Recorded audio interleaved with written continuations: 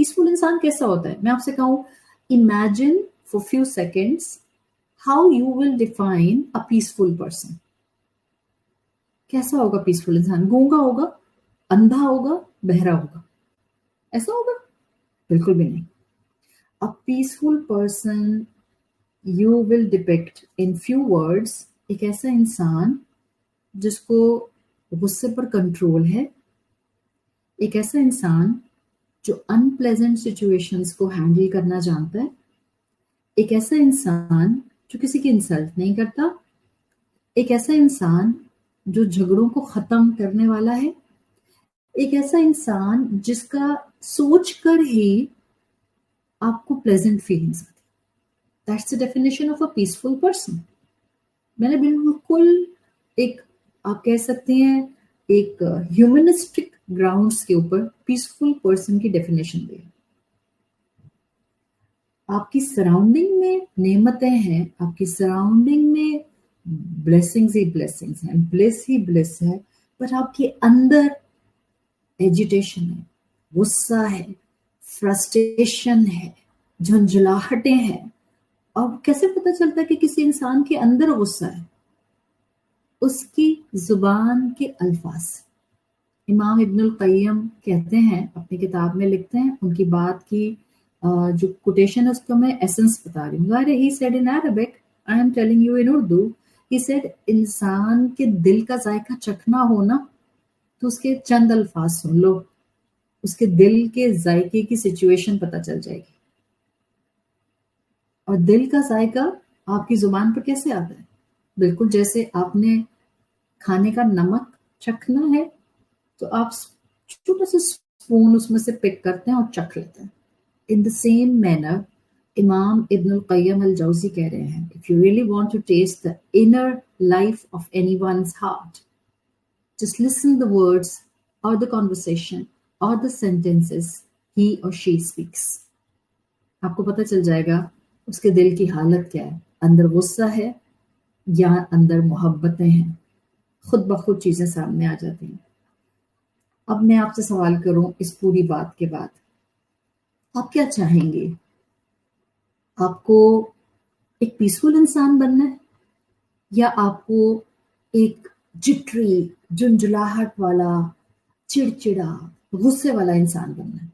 और गुस्से वाला इंसान उसी वक्त पहचाना जाता है जिस बात उसके मिजाज के खिलाफ होती है.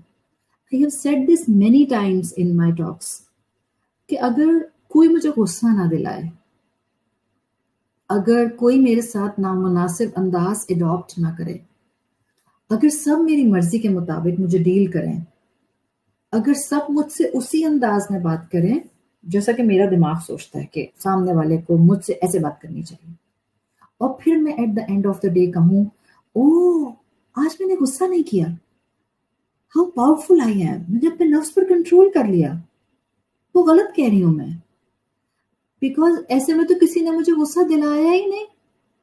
गुस्सा तो तब आता है जब कोई आपके मिजाज के खिलाफ बात करता है, जब कोई आपके मुताबिक आपसे गुफ्तगू नहीं करता, जब कोई आपके राइट्स को आपके हिसाब से आपको देकर अपनी जिम्मेदारी अदा नहीं करता, तब गुस्सा आता है.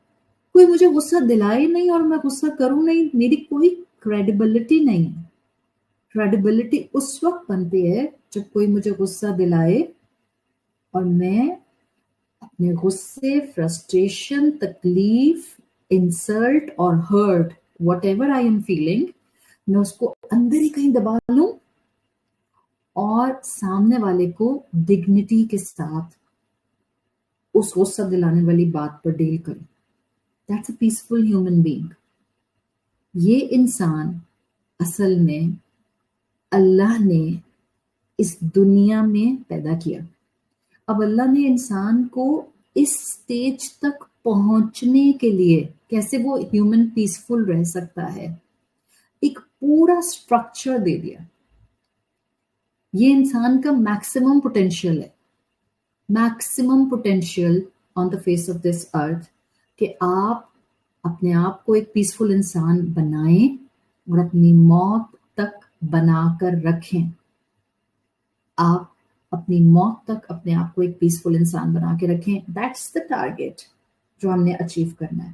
اور جو انسان پیسفل ہوتا ہے نا، یہ بھی میں آپ کو بتا دوں، جو انسان پیسفل ہوتا ہے وہی انسان ویل بینگ اچیو کر لیتا ہے. ویل بینگ کیا ہے؟